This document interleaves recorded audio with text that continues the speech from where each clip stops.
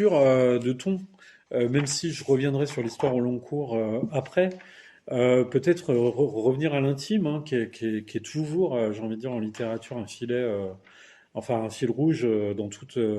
Et demi-volée de Chetna Marou, donc Dalva, qui est maintenant distribué par Editis. Mais Dalva, maison d'édition, donc Dalva, hein, ça évoque une héroïne féminine. Et peut-être aussi le vert de l'écologie, enfin la nature. Effectivement, Dalva, je le répète, et j'ai déjà présenté plusieurs livres de chez Dalva parce que j'aime bien cette maison. Je trouve que c'est intéressant. Juliette Ponce, la directrice, avant travaillait aux traductions pour Buchet-Chastel, et donc euh, connaissait ce qui se passait dans les pays anglo-saxons au niveau édition.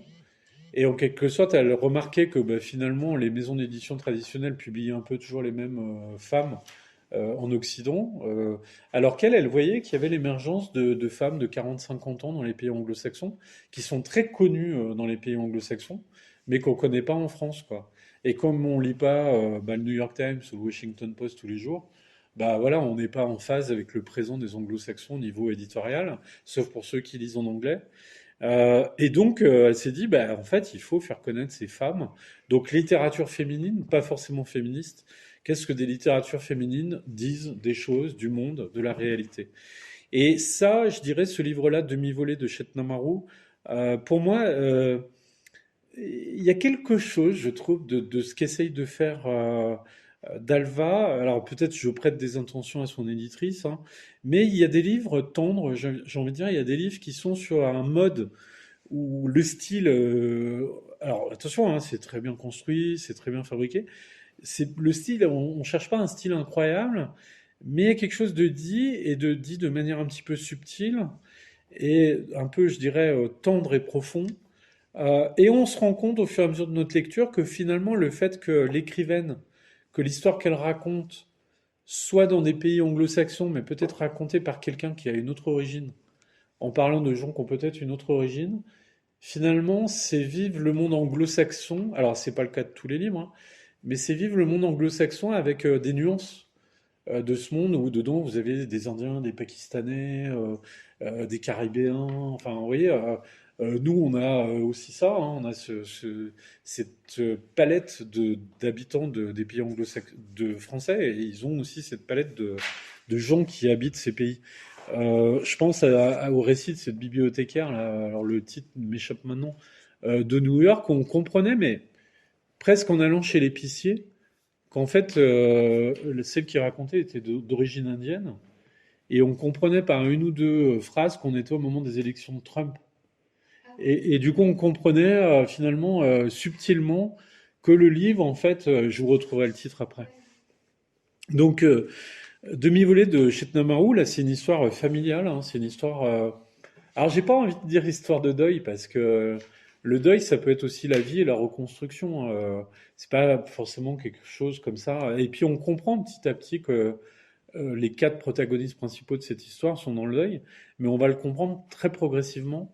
J'ai envie de dire, pareil en young adulte, hein, en jeunesse, si jamais vous avez des jeunes filles qui lisent bien, qui vont un petit peu dans les livres adultes, ça peut être vraiment un livre incroyable aussi pour des jeunes lecteurs, dans le sens où celle qui raconte est une préadolescente qui observe ses trois sœurs. Les trois sont dans trois âges, on va dire, dans ce spectre, préadolescence, adolescence, jeune adulte. Donc toutes les trois sont en train d'évoluer, de changer, tout ça. Elles sont complètement anglo-saxonnes, comme leur père qui est plombier. On comprend à un moment que la mère est décédée depuis un certain temps et que finalement cette famille, on va dire à l'occidentale, c'est-à-dire monoparentale, couple, enfant, qui a peut-être des origines étrangères, mais en tout cas vit ça de manière occidentale, bah, a trouvé une solution pour vivre ce deuil. Alors je vais vous raconter cette solution.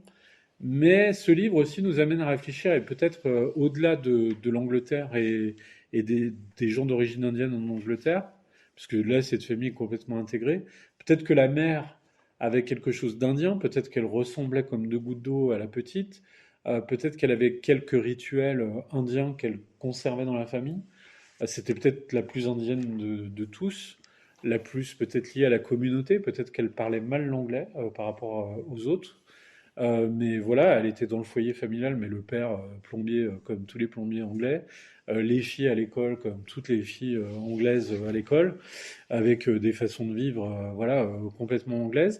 Par contre, quand arrive un événement, mariage, décès, tout ça, je pense que dans n'importe quelle communauté, la communauté revient. C'est-à-dire, ouais, tu devrais laisser une de tes filles à la grand-mère. Oui, vous devriez commémorer le deuil avec la communauté. Parce que finalement, pour les communautés étrangères dans un pays, souvent, il y a des formes de tradition, il y a des formes ça vient souvent enfin, nous aussi, on vit de manière traditionnelle autour des mariages et des enterrements. La communauté revient. Et étonnamment, le père, alors qu'il est très lié à la grand-mère, très lié à l'oncle, tout ça, on découvre un petit peu toute cette vie. Il a fait un choix, alors qu'un choix qui n'est pas forcément évident pour lui, qui est pas simple forcément, c'est de garder ses trois filles avec lui. Alors que, comme tous les pères, il est un père occupé, un peu maladroit. C'est pas pour trouver des excuses au père, hein. Euh, et il a décidé d'inscrire ses filles dans un club de squash quand elles sont pas à l'école ou tout ça pour les occuper. Alors ça va développer avec la petite qui raconte l'histoire un rapport ténu et qui va se développer, qui va se redévelopper quelque part sur le deuil, va pousser autre chose parce qu'elle a des facilités, qu'elle peut être compétitive et que ça l'intéresse. Donc le sport va être un moyen pour eux deux d'échanger, mais même pour parler d'autre chose. Surtout que la petite, elle observe tout le monde dans sa perception, puisque comment ses sœurs essayent de communiquer, parce que parfois, après un deuil, on essaie de communiquer avec les morts. On a plein de méthodes différentes. Et elle observe, elle aussi, elle a sa manière de communiquer avec sa mère. Donc elle essaye aussi de comprendre la manière qu'a son père de communiquer avec elle. Euh, et donc, elle va s'inscrire à des championnats, des trucs comme ça. On va découvrir les héros du squash, qui sont parfois des héros pakistanais, indiens, tout ça, alors que c'était pas un sport colonial, hein, c'est un sport moderne. Et par contre, ils ont mis la raclée aux Anglais régulièrement, quoi. Et mais les gars, parce que je suis allé voir sur Internet, moi, enfin, j'avais un ami qui joue au squash, mais je connais pas le squash. Donc, vous voyez des mecs à moustache, là, un peu baraques, qui jouent au squash au Pakistan ou en Inde, tout ça. Tous les héros existent, hein. Mais vous n'avez pas besoin d'être spécialisé en squash, tout ça, hein, c'est pas le problème.